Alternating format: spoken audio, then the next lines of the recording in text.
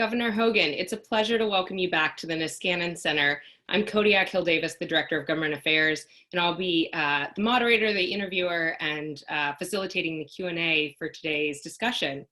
While our stage looks a lot different than the last time we were together, we're honored to be a part of your book tour, and we're really excited about your new memoir, Still Standing. So before we start our conversation about Republican politics, good governance, and leading in times of crisis, I wanted to get the hardest question of the day out of the way. Governor, you are an Annapolis guy. Jimmy Cantler's or Mike's Crab House? Well, first of all, let me just say thank you very much. I'm so excited about the opportunity today. I'm sorry we can't be together, but this is still a great way to do it. And I'm a Mike's Crab House guy. Look, I like them both. I've been to both of them a lot of times, but Mike's Crab House is where I announced my candidacy for governor. So I've got to go with Mike's. I think it's the place to go, but no offense to Cantler's. They got great crabs too. So anybody that's going to come to Annapolis, support both of our local crab houses. They're both terrific. Well, Governor, thank you so much for that answer. And I have to tell you, being a Cantler's gal, I think we're going to have a great discussion today. Okay, good. Well, that sounds terrific. And by the way, I want to give a shout out to your mom, Heidi. Happy birthday. I heard it was her birthday today, so I wanted to wish her a special happy birthday before we get started. Well, Governor, thank you so much. And I have to tell you, my mother, Heidi, went to Johns Hopkins, worked at Pimlico Racetrack, loves burger cookies, and still insists that 695 is the true Beltway. So nothing is going to make her birthday more special than knowing that you gave her a little shout out. Well, that's great. Well, I'm so glad that we actually got to start this conversation on a more personal note, because your memoir, Still Standing, really uses a lot of great personal anecdotes and stories to kind of dig into your leadership method. And so I think we should just dive right in. Even in blue states like Maryland, there seems to be a lot of grassroots enthusiasm amongst Republicans for a kind of divisive, us versus them political approach. And this is a fundamentally different approach than you've described in the book, but has also been demonstrated in your leadership. So at Niskanen, we often talk about how challenging it can be to make moderation great again. And how do you think a moderate Republican leader like yourself can rebuild space for moderates within the Republican base, given our current climate?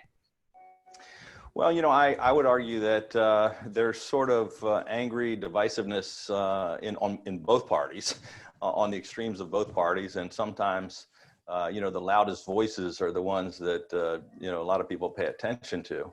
But I would argue that there are an awful lot of people who are more moderate and who maybe aren't the loudest folks, but that represent a larger percentage of the people in America.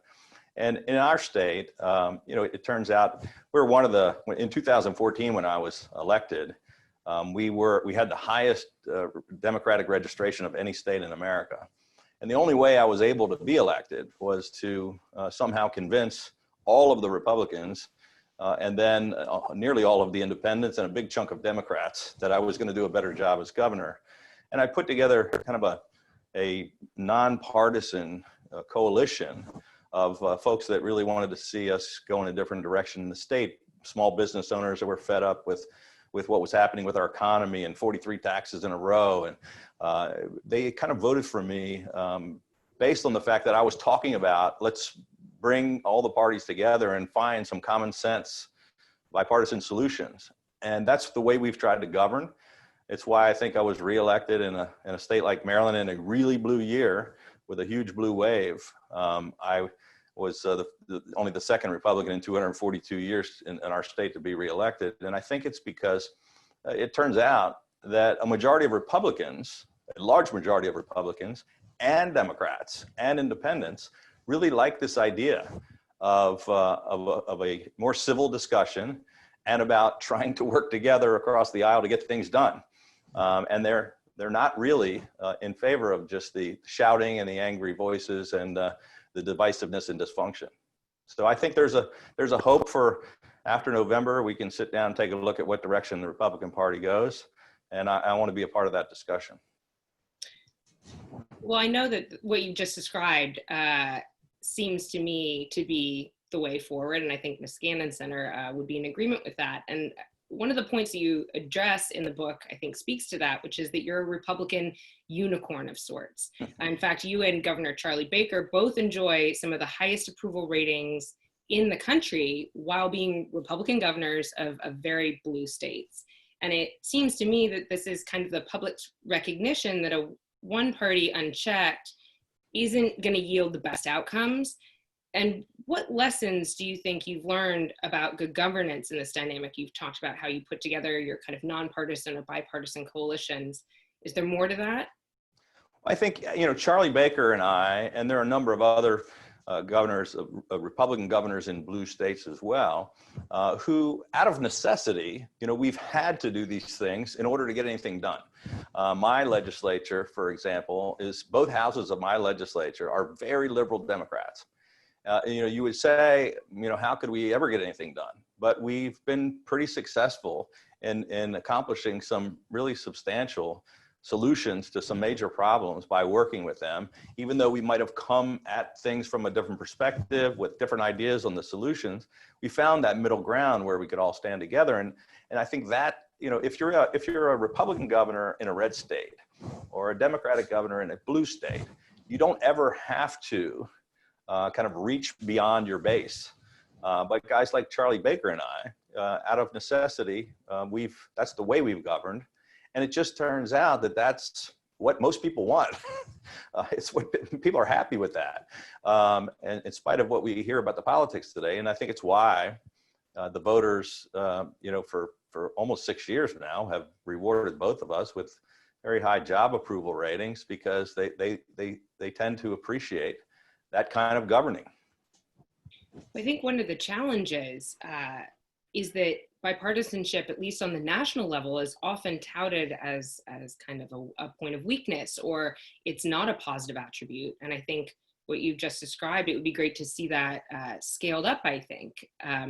How would you address, especially right now with what's happening in the House and Senate and some of the breakdowns and negotiations, how would you encourage them to come back to the table and to see bipartisanship as durable and as a strength? It's very frustrating for me, and I think for the majority of the people in America, regardless of what party they are, to see the kind of divisiveness and dysfunction in Washington and the inability to ever find agreement or get anything done. I talk a little bit in my book about, I come from the Ronald Reagan School of Politics. I was a chairman of Youth for Reagan and a delegate for Reagan, and coming out of college, very excited about him and his positive vision for America. And I think back to the time where President Reagan, he stood up for what he believed in, and he had a set of core principles, but he also never hesitated to work across the aisle with Tip O'Neill and the Democratic Congress to get things done. You didn't have the kind of angry battles and name calling and finger pointing that we have today.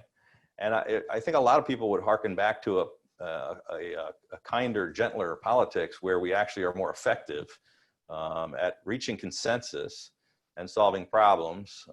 And that's what I think we've tried to do here in Maryland. And I think there is a market for it. I think it's what most people in America want. They're just the silent majority, to use an old term. Well, I'm glad that you brought up Reagan, because you've said at points, and certainly in the book, that the Republican Party really needs to return to a bigger tent party, more like the vision that Ford and Reagan had for the GOP. And you describe actually a great anecdote about splitting with your father for the 76 convention. I have to, just a personal note, my father actually worked for Gerald Ford, so I feel like there's all this funny synergy here. But what steps do you think the party needs to take in order to achieve that bigger tent? I think it goes to what you were just describing too, with the return to civility and being more inclusive as opposed to divisive. So what steps do you think that they can actually take, concrete steps to achieve that? Well, the anecdote about Ford and Reagan was one of my favorites. So, my dad was on the House Judiciary Committee during the impeachment of Nixon. He was a Nixon supporter who was fighting to make sure that the proceedings were fair and pushing back when he thought the Democrats were being too partisan. He fought for his right to provide a defense and to call witnesses. But when he saw all the evidence he made a tough decision. He was the first Republican to come out for Nixon's impeachment. He was very close friends with Gerald Ford, who was the minority leader. He was sort of instrumental in Ford becoming the vice president and then the president. And he was the chair of Ford's campaign in Maryland. And I tell a story in the book, although I liked and admired President Ford. Some kids rebel by going out and getting in trouble. I rebelled by, on the floor of the convention, putting on a Reagan hat and shirt and sign and marching around, on the floor of the 76 convention with my Reagan sign. And of course, my dad, who's best friends with Gerald Ford and the chair of his campaign in our state, was like, "What in the heck are you doing?" But, I didn't get in too much trouble. But, I really think that both of them are great men. And it goes back to a time when I think the Republican Party did a much better job of building a coalition and attracting more people. It's what I've tried to do here in our state. The party, I think, is shrinking its base to a smaller and smaller base. That's making it nearly impossible for us to put together a winning coalition. My friend Haley Barbour, when he was chair of the RNC, once said, "Successful politics is about addition and multiplication, not subtraction and division." And I think we've been doing an awful lot of dividing lately. In my state, again, in the blue year, when we were losing governors and we were across the country, when we lost the House of Representatives and we lost 350 legislative seats and 7 legislative chambers, I won in a landslide in this blue state, won more votes than any other governor of either party ever in our state, because I won the suburban women vote. I had a huge percentage of minorities, Black voters, a big chunk of Democrats and independents, and nearly all of the Republicans. And I think we're not, as a party, reaching out to many of those groups. We're losing suburban women. We're doing almost nothing with Black voters. We're losing many of those swing voters that are independents or discerning Democrats who might consider, with the right message and with enough time and energy and with a little bit better appeal and spending some more energy on things that people cared about and going into communities where we're ignoring right now. I think the party can win some of those things back, but it's going to have to, I think after November, we're going to have a real serious discussion about what direction the Republican Party is going to head if we want to be successful in winning elections in the future. Well, Governor, you clearly came from kind of a big tent Republican Party, at least in your home life, certainly with the division between Ford and Reagan. But I'm really glad to hear you talk about messaging to groups and engaging groups that we have started to really ignore or overlook as a party. One of the things that really strikes me is this demographics cliff that we are kind of slowly and steadily marching towards. What are the value propositions, do you think, that the GOP could be offering to attract younger voters, more diverse demographics, regaining any sort of ground with suburban women, which, as we've seen, has really kind of hemorrhaged in the last few years? Well, part of it is we have to spend more time. You have to go places where, we spend a lot more time in the party currently, just kind of focusing on the core part of the base and not doing any efforts to reach out and broaden that base and to go into those communities and to talk about the issues and listen to those folks and to try to attract more people and hear about the things they're concerned about and then talk about the issues that they're most interested in. And so some of it is just showing up. Some of it is the way that we communicate and having some type of a message that at least appeals to them, that they'll sit down and listen to us about the values of the party and about the things that we want to do to improve the country. Suburban women in particular are just completely turned off to the party and sometimes the way that our leaders are messaging. It's a divisive rhetoric and the tone that many people are turned off to, along with some of the actions. Black voters don't feel as if the Republican Party is paying any attention to them, and independents just don't feel like we're reaching out to them either. I've just spent a lot of time working on those groups, again out of necessity. I couldn't be governor of Maryland without being able to convince those folks that I cared about them, that I was going to focus on their issues, and that we were going to listen to everybody and try to govern on behalf of everybody and find those issues that everybody could sort of agree on. For example, in my state, everybody on an economic message, everybody in my state, regardless of their party affiliation or exactly where they fell on the spectrum, they were fed up with 43 taxes in a row and the fact that we were killing all the businesses and jobs.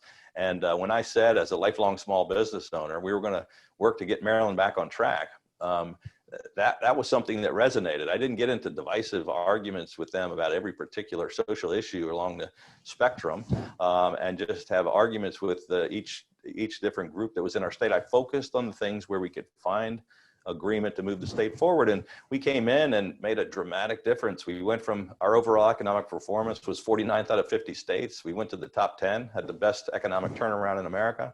And we've made real progress on education, on insurance reform, on the environment and cleaning up the Chesapeake Bay, and a number of things that people don't normally think of Republicans as focusing on.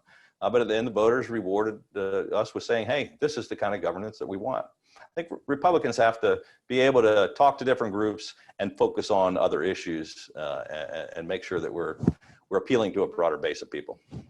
I think that's absolutely right. And I really appreciate some of the examples that you use in the book of ways that instead of leaning into potential issues where there would be a lot of divisiveness, steering it back to the real core conversations that you thought were necessary for Maryland, for example, the economy. So I actually think you're a great example of where we could start to build a lot of value propositions out that would include a lot more people and make us a bigger tent party again.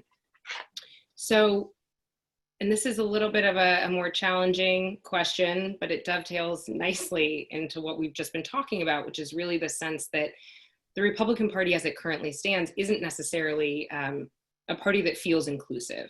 So you've noted that you've been proud of Baltimore's protests following the killing of George Floyd, and that they've stayed peaceful, which is very different than the protests in 2015 over the death of Freddie Gray, which you talk about kind of at length in the book. Arguably, the racial issues inspiring these protests are going to be unavoidable moving forward. But there's a significant space, it seems, between the defund the police camp and the maintain the status quo camp. And how do you think we can or should respond to this movement and this cry for racial justice?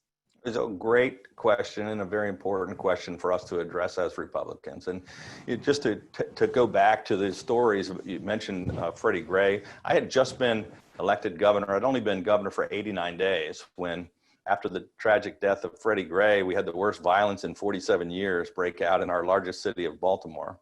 And just in the first few hours, 400 some businesses and homes were destroyed and 127 police and firefighters were injured. The city police and the city of Baltimore was overwhelmed, and people were crying out for someone to come in and keep them safe. And I declared a state of emergency. I sent in 1,000 extra police officers and 4,000 members of the National Guard, and we went in and we protected the peaceful protesters and the citizens of Baltimore. But we immediately stopped all the violence and the looting and the hurting people and made arrests of anyone who tried to break the law. And then I walked the streets of Baltimore for a solid week, went into Freddie Gray's neighborhood. I was hugging people whose homes had been burned out. And I met with the leaders of the NAACP and faith-based leaders. And I talked to people on the streets, and we continue to try to work on some of these problems. I think there's after the murder of George Floyd, which everybody saw on national television, it brought to the surface a lot of these same emotions about the fact that we do need to address some of these issues of racial injustice across America. But on this defund the police thing, I'm totally on the other side of the camp on this. Number one, I think that some of those cities allowing peaceful protests, we need to help protect people's ability to do that. We can't allow lawlessness in the streets to continue for months on end, and we've got to be able to stop that and keep the citizens safe. But on the defunding the police, we've invested more in our police force to be able to recruit. We've got now a more diverse police force in Baltimore that's majority minority. They're better trained. They have de-escalation training. They've got body cams. It's more community policing. You can't do that without investing more money, not less money. And we've got terrible problems of violent crime and murders in our urban areas. So you can't stop violent crime without the police department. And you can't make improvements by defunding. It'd be like saying we need to improve education, so let's take the money away. And it's just nonsensical. So we've got to address the underlying problems of racial injustice and problems in the police departments. We've also got to invest more in fighting crime and improving those police departments. One of the things that I appreciate about that answer, Governor, is that you describe the concrete steps you can take within the police force to make it more diverse, to do more de-escalation training, which I think is a great message of active steps that can be taken today to improve these outcomes. But one of the other things that really strikes me about your answer is that you talked about going out, you're 3 months in to your first term as governor, brand new on the job, and you're going out into these neighborhoods and you're interacting with your constituents and these grieving communities, and you're reassuring them. And it was actually one of the bigger themes that struck me in Still Standing was your compassion. And that was compassion for your constituents, your fellow business owners, your neighbors, your community members. And you talk about your struggle to save your very first business as being a very humbling experience, but also one that made you more empathetic overall to the struggles that your other fellow community members were facing. And it seems to me that in light of the COVID crisis, where a lot of these kind of inequalities and struggles are being borne out, and that our empathy for our community members is more important literally than ever. I mean, lives really depend on us caring about each other and taking steps to protect each other.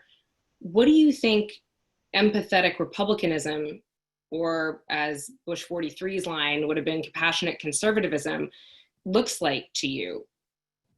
Well, I think it goes back to the discussion earlier. We were talking about how do we reach out to broaden the tent, and that's a part of the answer. Part of it is the issues we focus on and the way we find common ground. Part of it is how we communicate and we message in a better way. But part of it is also, people realize when you're being sincere and when you actually do care.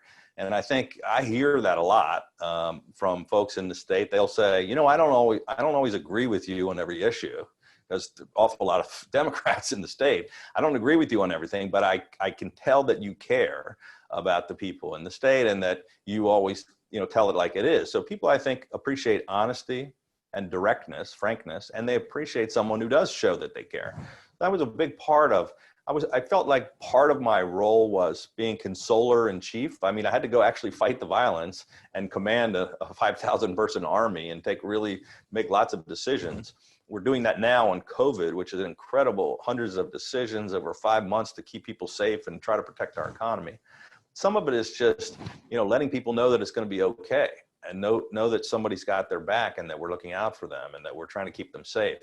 And I think being empathetic is a big part of it. And I think sometimes the Republican Party, some of our leaders, we could do a better job of that, just letting know people. I think people want to elect leaders that they can trust and that they really feel sincerely have their best interests at heart. I would agree.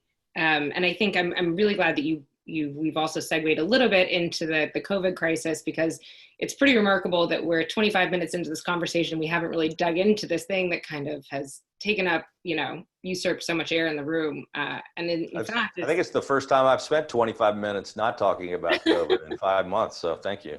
Okay, it's my pleasure. It's nice to get a different topic. And of course, if it were not for the COVID crisis, we would be doing this interview in person, which I think we both enjoy a lot more than over the screen. You took some really innovative and creative steps as governor to secure the right PPE, personal protective equipment, and additional COVID testing equipment from South Korea very early on this spring. I won't ask you where the secret storeroom is of all this really important equipment, but I will ask, do you think, what did you have to do and how did you have to adapt as governor in the absence of a real kind of national approach to combating this crisis? Great. Well, first, let me just say this week, I just put together another large deal on testing. There's a new second generation of antigen rapid testing. A couple of companies have FDA approval, and I brought together 8 states in a bipartisan way, 4 Republican governors and 4 Democratic governors, to do a deal in conjunction with the Rockefeller Center and 2 private sector companies to do these 15-minute tests, 4 million tests for our states, again, because we had to kind of put these things together on our own. The states have been on their own for testing for the most part. But going back to the earlier thing that you're talking about with Korea, back in March, the United States was doing very little testing, and there wasn't a national strategy. And the president said the states are on their own. And we were all scrambling around for desperately needed testing and kits and supplies in a very constrained market. We were competing 50 states against one another and against the federal government all around the country and around the world.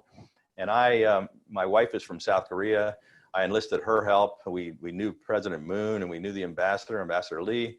We reached out, initial discussion with him, and spent 22 days with 8 of our state agencies negotiating with a company in South Korea to acquire 500,000 coronavirus tests, which we flew over in an empty Korean Air passenger plane, no passengers, but with 500,000 tests. And it was, at that time, it was more than 4 out of the top 5 states in America combined had as far as tests, and it was a big step. I can tell you the undisclosed location, we're using these things at a fairly rapid pace at a brand new lab that we built at the University of Maryland, Baltimore, with state-of-the-art robotics, and we're cranking through these tests every day, and they're really helping us stay on top of this virus. Well, Governor, the solution you just described, and I'm so glad you touched upon it, because I also wanted to congratulate you. You just stepped down as leader of the National Governors Association, and you've really, the solution you just described, the consortium of 8 states and the public-private partnership with Rockefeller Center to yield these tests, and the fact that it's in a bipartisan fashion, I really think that that's exactly the kind of solution that Americans are hungry for these days, and the kind of reassurance that there is thoughtful leadership that is concerned about keeping them safe and healthy. This conversation has been absolutely fantastic, and I appreciate it. But now I have to open it up to some questions, and we have some esteemed guests who will be posing their own questions for the next 15 minutes, and then we'll open it up to the rest of the attendees. But I appreciate the thoughtfulness of your answers. I really enjoyed the book, Still Standing. And with that, I will turn it over to David Frem, who will be starting the first section of our Q&A portion. Thank you, Governor. Thank you very much. Thank you. Thank you so much, Governor. What a pleasure to meet, if only virtually. I wanted to ask you a question about your fiscal philosophy and how, if at all, it has changed during this pandemic crisis. States are having tremendous revenue difficulties. They have rising spending obligations in an authentic emergency. Do you think the rule requiring states to balance their budgets still makes sense in the modern context? Well, so let me just give you, I'm a lifelong small business owner who, as I mentioned briefly earlier, the only reason I ran for governor was because our state was so far off track fiscally and economically, and our economy was performing terribly. I came in my very first, couple of months on the job. Actually, right before I was sworn in, I put together a budget that eliminated a $5.1 billion structural deficit, and was the first balanced budget in 10 years in our state. And I'm very, very much a big believer in fiscal responsibility. And it helped us put our state on a better track. It helped us grow more businesses and add more jobs than we had ever done in the history of the state. And our economy turned around dramatically because we lessened the tax burden and we got rid of all the debt that the state was carrying. Now, to follow up on the question, you're right. We're in a terrible situation right now. And Moody's Analytics gave the governor's advice, the Governor's Association in general, saying on average, we may look at as much as 30% reduction in revenues to the states. We're now talking about trying to get some much needed assistance from the federal government in this fourth stimulus package, which seems to be still stalled out in Washington. We need to get something done immediately. I've had discussions with leaders just today and all week long, but we're going to be in tough shape. I mean, we're talking about we have a rainy day fund, which we're going to tap into and spend all of, about $1 billion. We just renewed our AAA bond rating. I don't know how many states are doing that, but we're in a situation where we're going to have actual reductions of about 15% in our state. I mean, economically, we have about 8% unemployment, which is about 30% better than the country and twice as good as many states. But we're still hurting on revenues pretty drastically. So I think we're going to have to take a look at how we're going to get through this pandemic, just like many of you in the private sector are facing serious shortfalls. The state revenues are going to be down substantially, and we've got to figure out the solution. Right now, we're trying to look at our revenues and look at what happens in Washington and figure out how we're going to climb out of this. But it's going to take us several years before we can get out of this mess.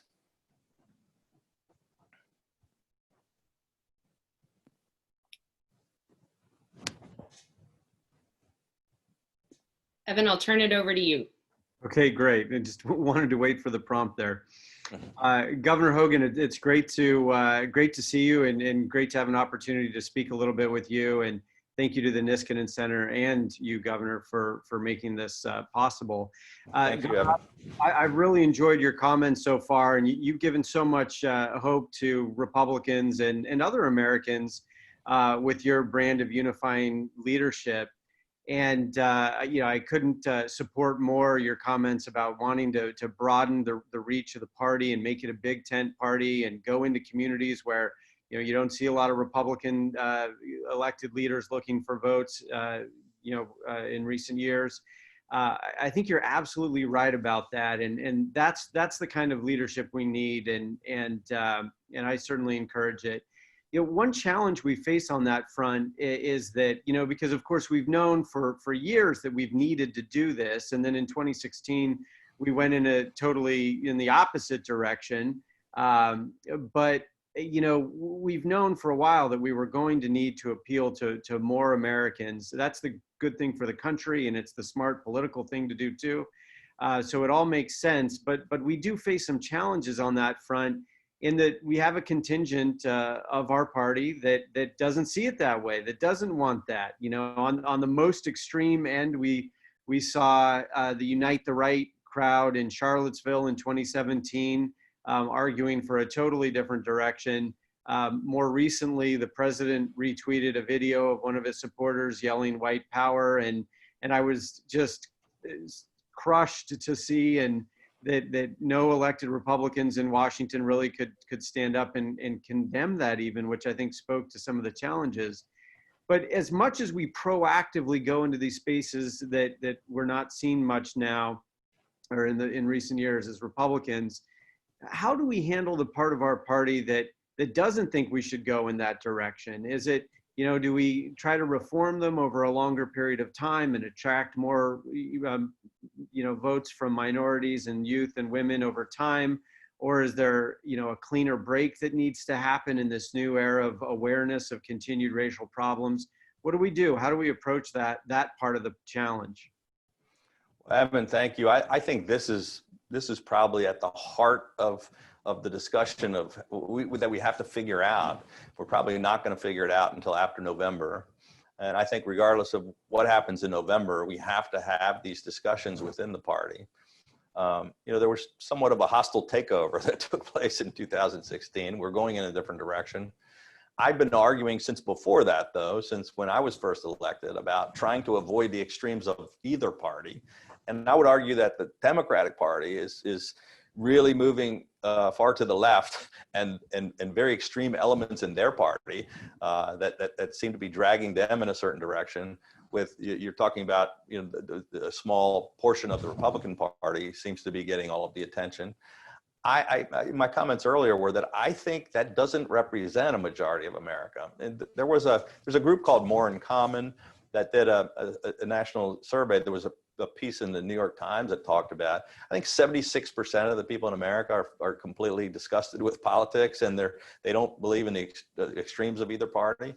That's sort of the way I think a lot of people, they may be moderate or right of center or left of center, but they're not on the extremes. I know in our state, in the polling that we do, even though we're a very liberal democratic state, only about 15% identify as very, very progressive and 15% as very conservative. That leaves a whole lot of people that are somewhere in the middle. And unfortunately, the way our political process works, we tend to, it's difficult with the nominating process to, that maybe some of those more active elements have more of an influence than they should. And I don't know how we go about fixing that. But I think, look at what happened in the 2018 election. I was a survivor of that blue wave, but many people were not.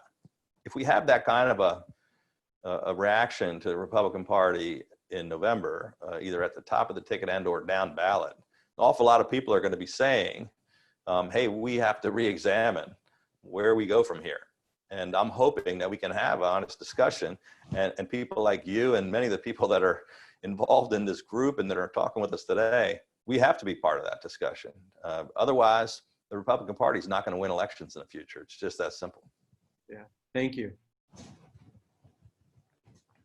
Thank you, Governor. I'm going to turn it over now to Daniel Stid to ask his question.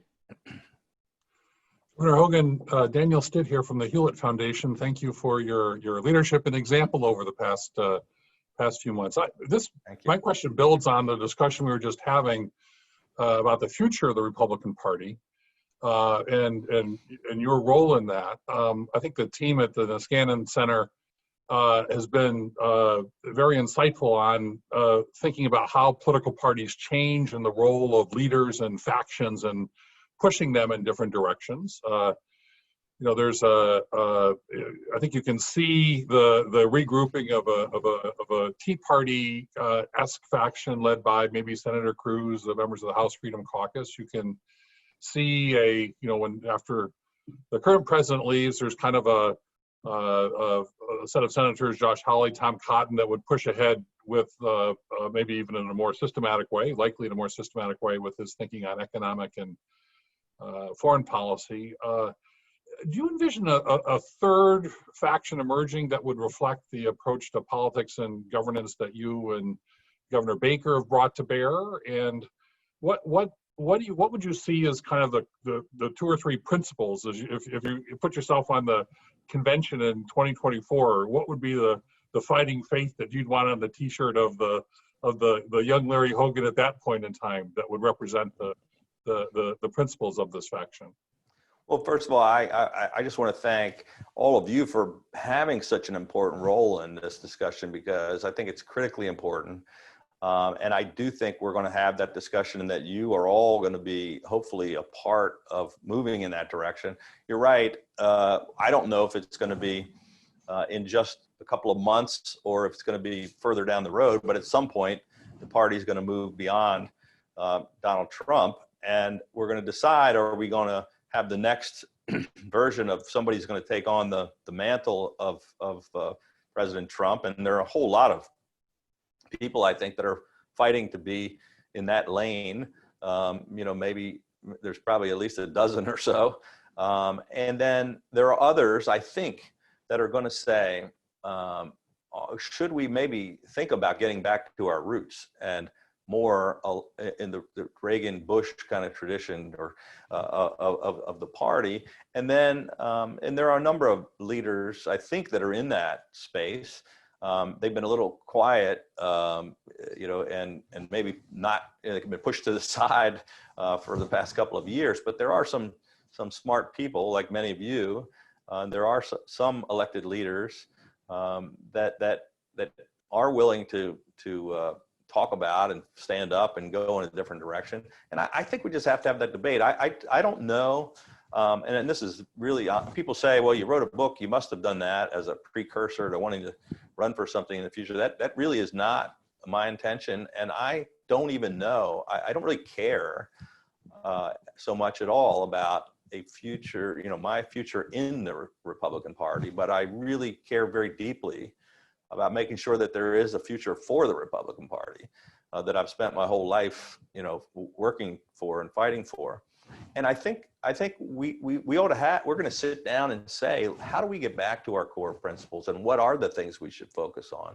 A lot of it just comes down to, we have to just stop alienating and stop with the fighting that we've been in. The attitude from some of our leaders has been turning off a lot of voters. And you talk about Ronald Reagan would standing up for our allies and focusing on the economic, recovery of the nation and being more welcoming to immigrants from other nations. And there was things that we're really not talking about anymore. And but I think a lot of it is going to be sitting down with smart people like all of you and saying, what should the Republican Party be focused on?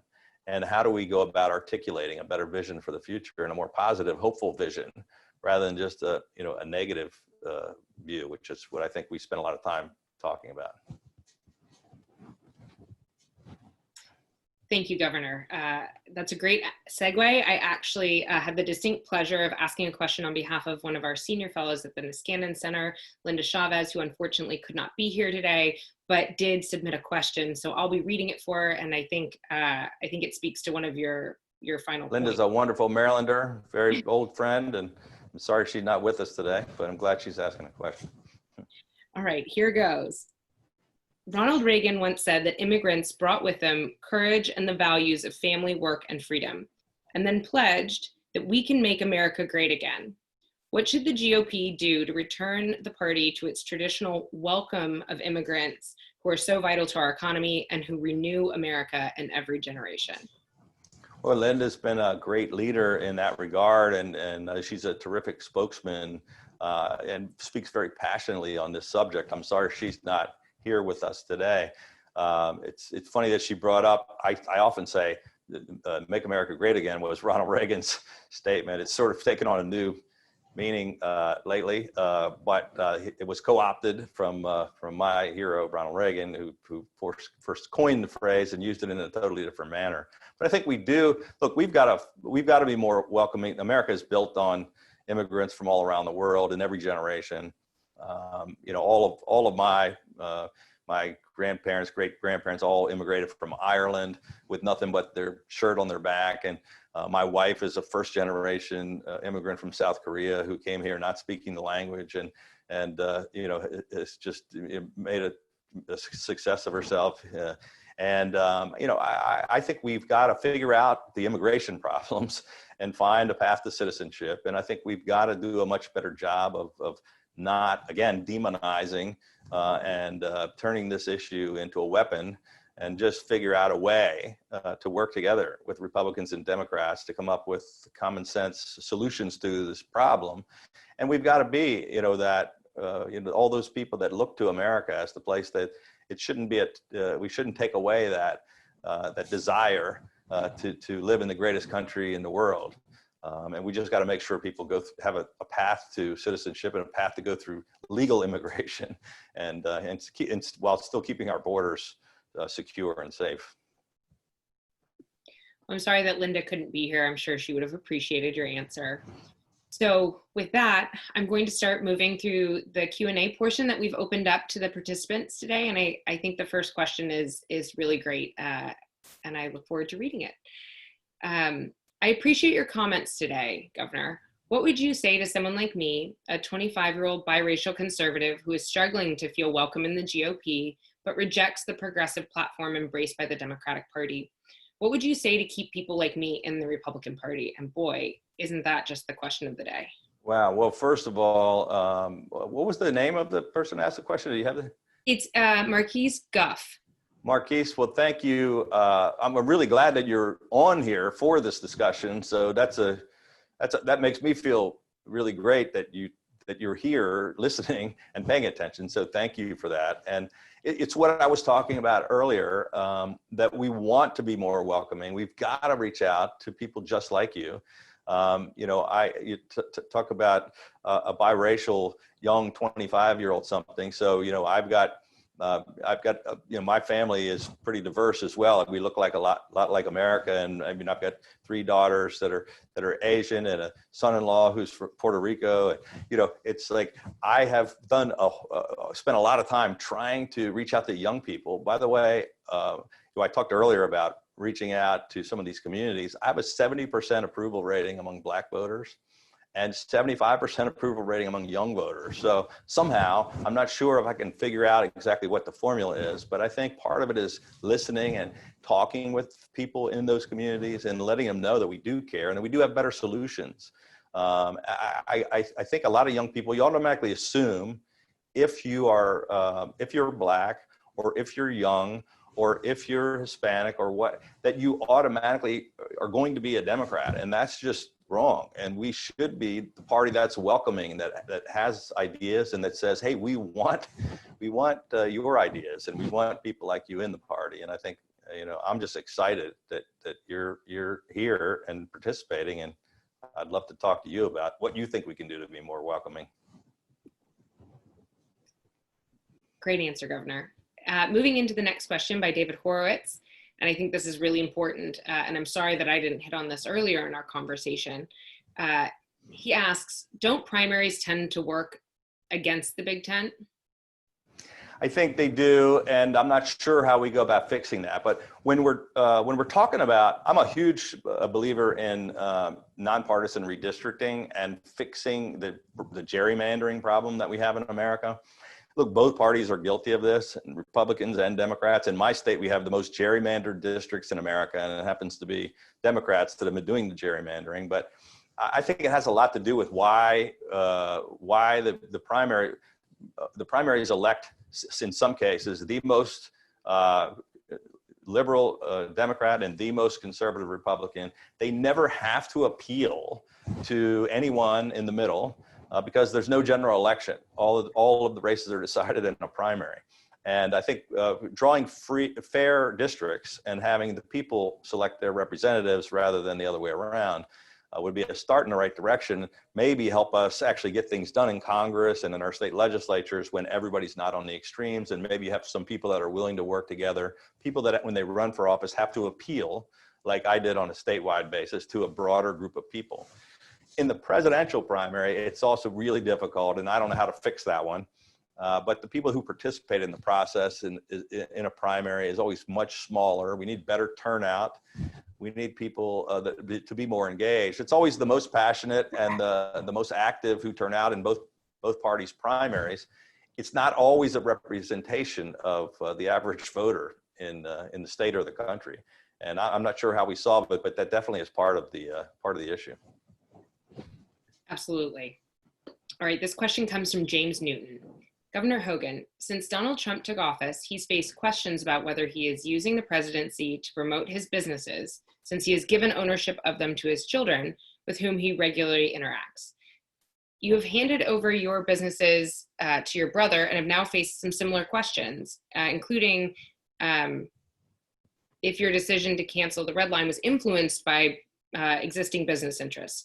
How can voters trust that you are serving the interests of Maryland? Well, with respect to my business, I mentioned earlier, I'm a lifelong small business owner.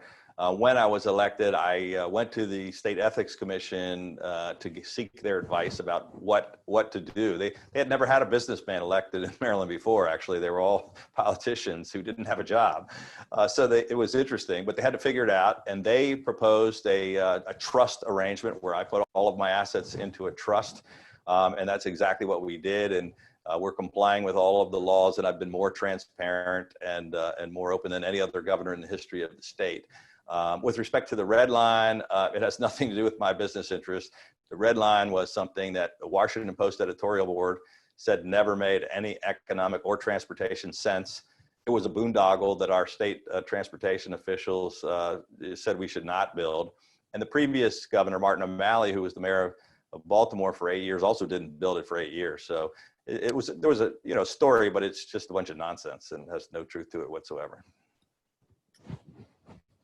Thank you for your answer. That's a tough and thorny question. Rachel Bitterkoffer, who is also a senior fellow at Niskanen Center, asks, there's been a lot of concern about a peaceful transfer of power if Trump is to lose the election.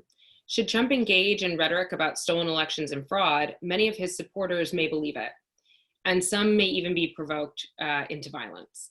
As a major Republican Party leader, is this something you've been thinking about, and what role do you think you and other Republican leaders like Governor Mike DeWine and Governor Charlie Baker could do to help prevent it?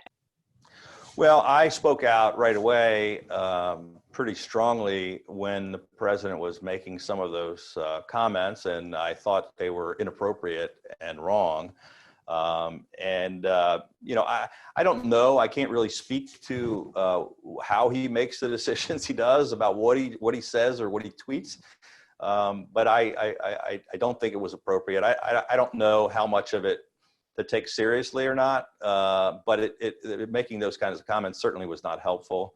And it was interesting. There was a pretty strong reaction from both Republicans and Democrats. A lot of times Republicans don't push back on the president, but on this issue, I wasn't the only lone voice. There were quite a few people standing up and saying, when he was talking about maybe pushing back the election, or when he's been arguing, over and over again about, putting the election in doubt already. I think it's a mistake. The Niskanen Center certainly agrees. We've been working hard on securing funding for election infrastructure in advance of the primaries earlier this year, and then certainly for the November election. So we're in complete agreement there. And we would say, safe, secure, and legitimate elections are the cornerstone of our democracy. Absolutely. So, Governor, this is from an anonymous attendee, and it's asking a follow-up question about David Frum's original question about balanced budget and cuts that you have to make to programs to continue to balance the budget. It sounded like in your initial answer that you talked about why it was so important. Can you dig into that a little bit more? Why it was so important? Why it's important to balance the budget, and how you justify the cuts to programs that you have to make. Well, in our state, when we just had our legislature, my state was sort of a monopoly. I mentioned I'm only the second Republican in 50 years to be elected governor. We have no other Republican statewide elected officials, no Republicans leading any of our major counties, a very tiny minority in both houses of the legislature. So the legislature can override every veto. But before I got here, it was all Democrats and no checks and balances. And they just continued to spend and spend and spend, which put us in a really terrible position. We didn't have a balanced budget. We had a $5.1 billion structural deficit, which we had to claw our way out of. But the problem was that it was just spending more than we were taking in every year, digging deeper and deeper into debt, and then taxing the heck out of our hardworking, average taxpayers and our small businesses, which was driving, tens of thousands of businesses out of the state, was killing a couple of 100,000 jobs. And it's critically important. It's really why I ran for governor, to try to get some fiscal responsibility and common sense, and to try to help turn our economy around. As I said, we did go from one of the worst to one of the best. But it was really bad. Our state, before I ran for governor, a poll came out, a Gallup poll said 47% of all Marylanders wanted to leave the state. It's pretty bad when half the people are ready to leave because of the fiscal policies. And so that's what I've spent 6 years trying to turn around. Now, the sad part, all of that success in 6 years, the record jobs, the record growth, the eliminating the deficit, balancing the budget, all of it has almost been completely wiped out with 5 months of this economic crisis and this COVID that we're dealing with. So it's we're back to square one. We've got a lot of work to do to balance our budget and to somehow provide all these services with less revenue. Well, I have to say, Governor, that I've been accused of being a relentless optimist, but it's a really great thing that you were there to get the kind of fiscal foundation in order so that when faced with this crisis, you're in much better financial and economic footing as a state than you would have been. Yeah, absolutely, thank you. And the bond markets felt that way too, which is why they just all of them renewed our AAA bond rating, which we were very pleased with. Absolutely. All right, pivoting in a slightly different direction. This is another question from an anonymous attendee. What do you think of the Lincoln Project, which believes that the current version of the Republican Party must be destroyed in order to rebuild a new party with traditional Republican values? And I think this kind of goes to Evan's question about how do you kind of absorb the base now and expand it or move past it? Yeah, well, so I think they obviously, I understand the frustrations of some of the folks that are involved in that. There's no question they have some pretty creative talent because some of their ads are pretty hard hitting. I'm not a big believer in destroying the Republican Party in order to rebuild it. I'm hoping that after this November election, that we can, and it's hard, and I don't have a magic wand, but I'm hoping that we can, move it in the right direction and have a rethinking and have some really smart people that have a more hopeful vision, that are willing to work hard, who believe in the party, try to move us in a better direction. I hope some of those folks will be involved in that. But kind of the scorched earth, blow up the whole party and hope we can start from scratch, I'm not sure is the right answer, and I'm not quite part of that group. I'm for let's improve it as much as we can and get more people in the party, rather than let's drop the nuclear bomb. Well, that answer actually, I think, segues nicely into what I think will have to be our final question. And I'm actually going to combine two questions because I think they fit together pretty nicely. How does the GOP build a winning coalition given demographic trends? As David Brooks wrote today, they just aren't making enough old white men. But then Marquise from earlier had a follow-up question, and I think it fits nicely with this other question. Today, many young people, regardless of political affiliation, are passionate about transforming criminal justice reform, preserving the environment, protecting voting rights, ensuring nonpartisan redistricting, student debt restructuring, and comprehensive immigration reform. How do we make the conservative case to them? And I think that speaks to exactly the point that we've been talking about all day, which is increasing that tent and speaking to more constituencies. Well, it's a great question, and David and Marquise are both right. And those are things that we've really, almost all of those things are things that we've been working on for the past 6 years. So on criminal justice reform, we passed the most comprehensive criminal justice reform in America, and that was then copied at the federal level, and a number of states are taking a look at it. On the environment, the Chesapeake Bay is the cleanest it's been in a generation in recorded history, and this is a national treasure. It's not just our greatest asset in the state of Maryland. On clean air, we joined with RGGI, the Regional Greenhouse Gas Initiative, to clean up the air. So focusing on the environment, focusing on criminal justice, all these kinds of things are not a foreign thing to Republicans. And I think on reaching out to those other groups, absolutely, they aren't creating enough old white men, as David Brooks said, even though I am an old white man. That's why we've done so well and reached out, winning the Asian vote and the Hispanic vote, and doing record numbers with Black voters and young voters and suburban women. Those are the things that Republicans have to do just by focusing on some of those other issues that we really do care about, but the party isn't talking about or focusing on or doing a very good job of communicating on. Well, Governor, without a clean Chesapeake Bay, we wouldn't have my favorite Jimmy Cantler's, nor would we have your favorite Mike's Crab House.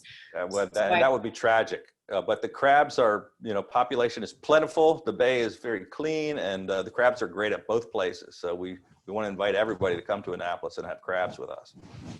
Well, Governor, thank you so much for taking the time today to talk with me and to our, esteemed panelists, and also for answering so many of our audience questions. Your book, Still Standing, has been a fantastic and reinvigorating beach read. So I thank you again for your time and really encourage everyone who's participating to give it a read. Thank you so much, Governor. Thank you very much. I really appreciate the opportunity. It was wonderful spending time with you. Thanks, everybody, for joining us.